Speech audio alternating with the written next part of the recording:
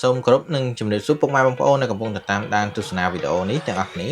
តើលោកអ្នកកំពុងតែស្វែងរកនៅឈុតម៉ូទ័របូមទឹក Solar ដែលមានកម្លាំងខ្លាំងបូមទឹកបានច្រើនជាមួយនឹងតម្លៃសមរម្យមែនទេថ្ងៃនេះផងដែរខ្ញុំសូមណែនាំនៅឈុតម៉ូទ័របូមទឹក Solar ម៉ាក Kiphaida ដែលជាប្រភេទម៉ូទ័របូមទឹកដាក់លើគោកកម្លាំង2សេស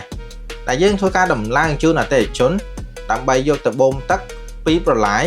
ទៅ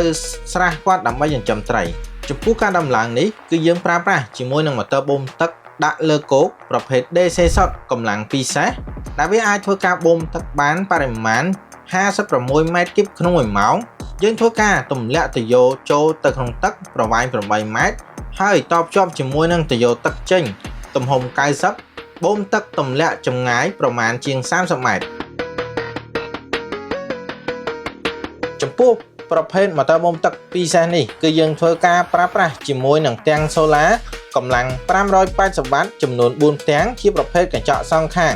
តែយើងធ្វើការដំឡើងជូនអតិថិជនចំនួន20ឈុតដោយសារតែតម្រូវការប្រើប្រាស់ទឹកច្រើនរបស់គាត់ចំពោះម៉ូទ័របូមទឹក Solar ដាក់លើគោកប្រភេទនេះយើងអាចប្រើប្រាស់បានច្រើនយ៉ាងមិនថាបូមទឹកពីប្រឡាយទន្លេស្ទឹងបឹងព្រែកដើម្បីស្រោចស្រពដំណាំចម្ការឬបំពេញស្រះនោះទេហើយវាក៏អាចធ្វើការរុញបានចម្ងាយប្រមាណជាង3ទៅ400ម៉ែត្រក៏មានការធានាបន្ថែមរយៈពេល1ឆ្នាំទៅលើប្រភេទម៉ូទ័រនិងរយៈពេល10ឆ្នាំទៅលើពន្លឺចំពោះប្រភេទទាំង Solar ផងដែរ